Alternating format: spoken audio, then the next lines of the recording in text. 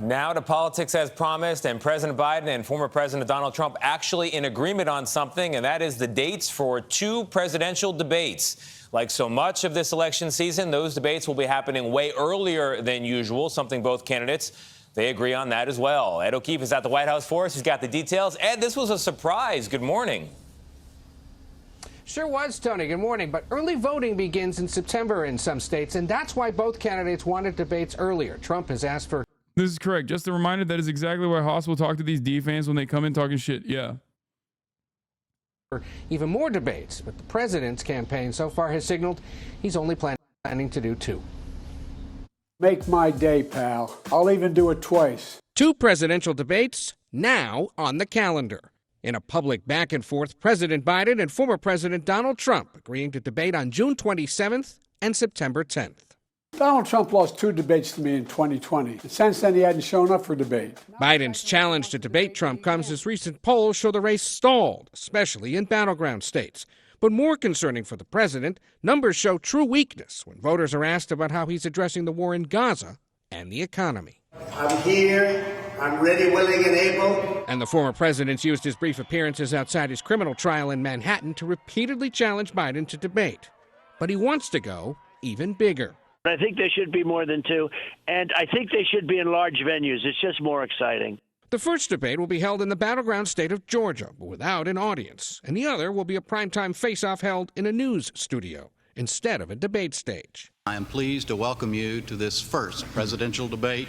This surprise arrangement likely spells the end of the Nonpartisan Commission on Presidential Debates, which has held them since 1988. And these joint appearances have a way of shaping perceptions about the candidates, thanks especially to how they're joked about later. Governor Bush, strategery. Yeah, that's a great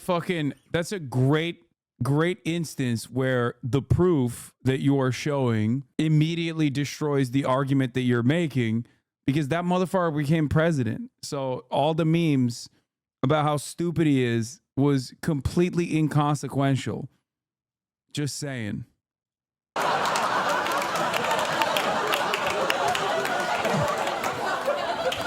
Vice President Gore. Lockbox. But the commission's 2020 debates drew criticism from all sides for being especially chaotic and contentious. Will you shut up, man? Contentious as in Trump did almost execute Biden. Like, Trump did do an attempted assassination on Joe Biden, something that we forget about. He literally had COVID. He motherfucking had COVID, bro. He literally was sick. And he went up on that stage against an 800-year-old corpse, just like coughing in his direction and shit, being like, hey, shake my hand. Come on. I mean, I'm exaggerating. I don't think he did that, but.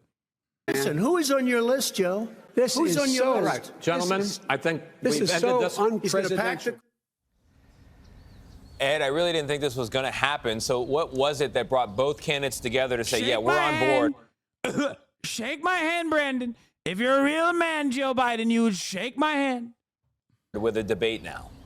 Look, these guys both want to do this. They can't help themselves. The president eager to remind the country of the contrast between him and Donald Trump and motivate people. ABC will allow simulcast, CNN won't. Bad form, CNN, very bad form. ABC will share the debate with other broadcast and streaming news networks. The simulcast, CNN has said only that its debate will air on its own platforms. Classic. I just keep repeating that over and over again with the hopes that people will also fucking feel that same way one day. If I keep saying it over and over again, more people will be on board with it. People inclined to vote for but him. let's finish by this seeing and that we'll cover side-by-side that in a contrast. second. The former president's been saying for months he'll debate anytime, anywhere. He also wants that contrast, hoping to reinforce perceptions about issues like the economy and take it directly to his opponent. And look, at a time when voters are saying either of these guys is too old to do the job, the other guy wants to show that they're quicker on their feet and will be able to withstand 4 more years. Tony. All right, Ed, thank you very much. Middle East next, and the Israel.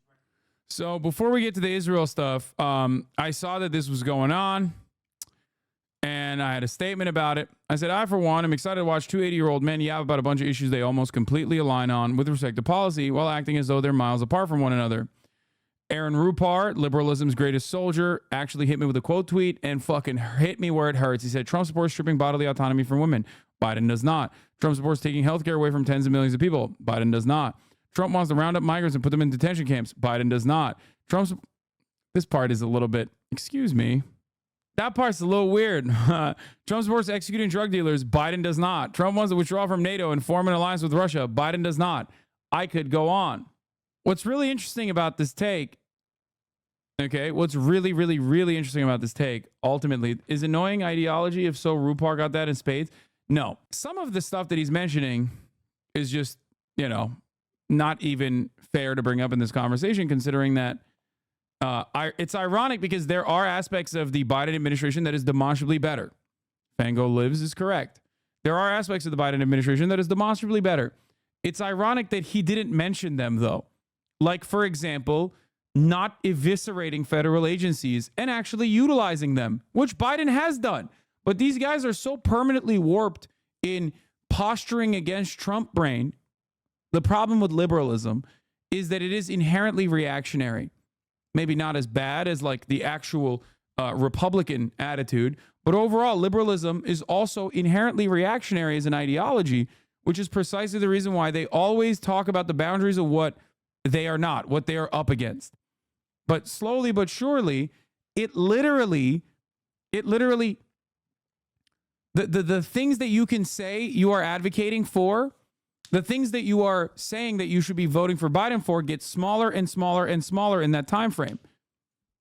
He didn't even mention any of the fucking good things that Biden has done. Things that I will readily admit and routinely talk about.